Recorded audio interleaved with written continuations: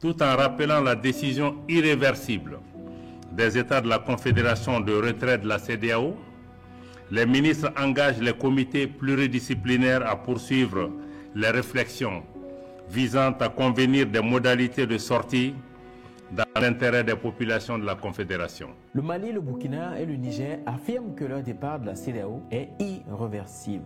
Le sommet prévu entre la RDC et le Rwanda à Luanda a été annulé. Alors voici les sujets qui seront abordés dans cette vidéo.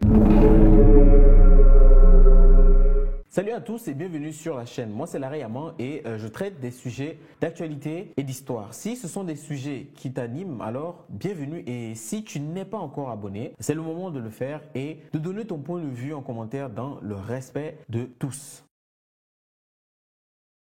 Alors aujourd'hui, on parle d'une annonce historique qui pourrait redéfinir l'avenir de l'Afrique de l'Ouest. Le Mali, le Burkina et le Niger affirment que leur départ de la CEDEAO est irréversible. Tout en rappelant la décision irréversible des États de la Confédération de retrait de la CEDEAO, les ministres engagent les comités pluridisciplinaires à poursuivre les réflexions visant à convenir des modalités de sortie dans l'intérêt des populations de la Confédération.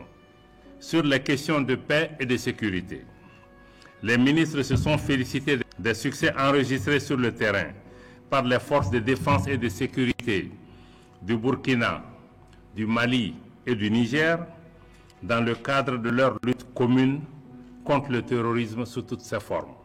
Ils ont saisi cette occasion pour rendre hommage à toutes les victimes civiles et militaires et saluer la résilience des populations de la Confédération face aux crises. À l'issue de cette réunion de haut niveau, les participants ont également formulé des motions de remerciement.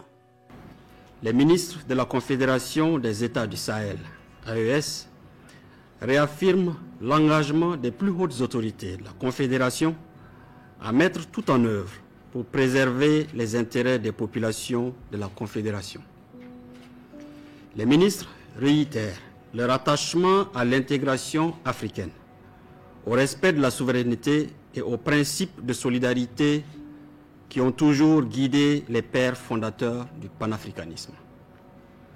Les ministres saluent la clairvoyance et l'engagement résolu pour la cause des populations africaines de leurs excellences, le capitaine Ibrahim Traoré, président du Faso, chef de l'État du Burkina, le général d'armée Assimi Goïta, président de la transition, chef de l'État du Mali et président de la Confédération AES, et le général de brigade Abdourahmane Tiani, président du Conseil national pour la sauvegarde de la patrie, chef de l'État du Niger. Mais que signifie réellement cette décision et quelles en seront les conséquences pour ces pays et pour la région? Depuis le récent coup d'État au Mali, au Burkina Faso et au Niger, la relation entre ces pays et la CEDEAO s'est détériorée. Donc en janvier 2024, ces trois nations, gouvernées par des juntes militaires, ont annoncé leur volonté de quitter cette organisation ouest-africaine qu'elles jugent manipulée par des puissances extérieures, notamment la France. Alors cette décision qui sera effective en janvier 2025 a été confirmée comme irréversible par les intéressés. La CEDEAO qui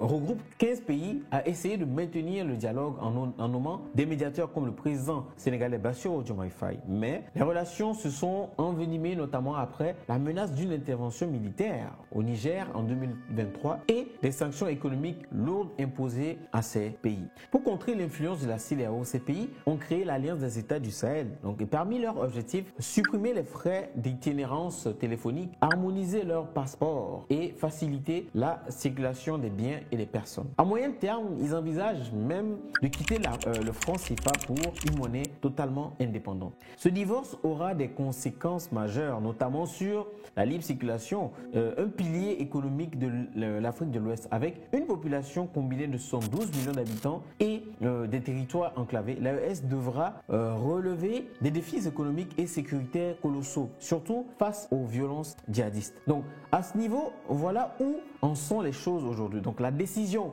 de quitter la CEDEAO semble scellée pour le Mali, le Burkina Faso et le Niger. Mais les interrogations restent nombreuses. Alors la question qu'on se pose, c'est: pensez-vous que l'AES pourra réellement se passer de la CEDEAO sans conséquences graves? En deuxième question, une sortie du franc CFA sera-t-elle bénéfique ou risquée pour ces pays? Alors suite à ces deux questions, j'aimerais bien que vous partagez votre avis dans les commentaires et j'ai vraiment hâte de vous lire et d'avoir vos retours sur ces deux commentaires et de cette situation.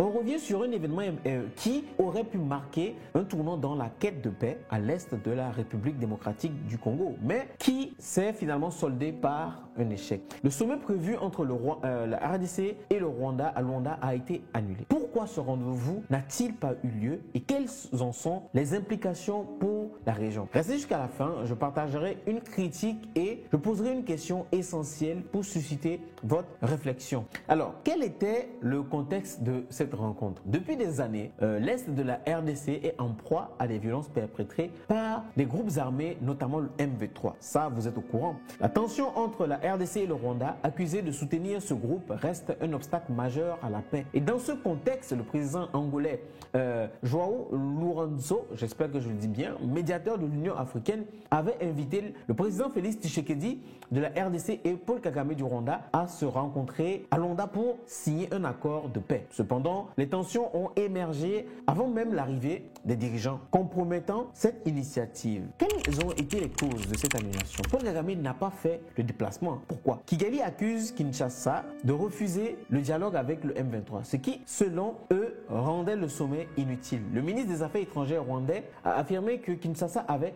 initialement accepté ce dialogue dans le cadre du processus de Nairobi, mais s'est rétracté à Luanda. De son côté, alors, la RDC maintient que dialoguer avec le M23 est hors de question. Selon Kinshasa, le M23 n'est qu'un écran derrière lequel se cache le Rwanda et accepter un tel dialogue reviendrait à légitimer cette ingérence. Alors cet échec laisse planer de lourdes incertitudes sur la suite du processus de paix. Le sommet de Luanda était censé marquer une avancée, mais l'impasse risque de prolonger les souffrances des populations de l'Est de la RDC. De plus, cet événement met en lumière le défi de trouver un terrain d'entente entre les deux parties. D'un côté, la RDC accuse le Rwanda de mauvaise foi et d'obstruction au processus de paix. De l'autre, le Rwanda estime que Kinshasa ne respecte pas les engagements pris lors des précédentes négociations. Alors en conclusion, cet échec illustre une réalité troublante. Donc le manque de sincérité des parties prenantes dans leur engagement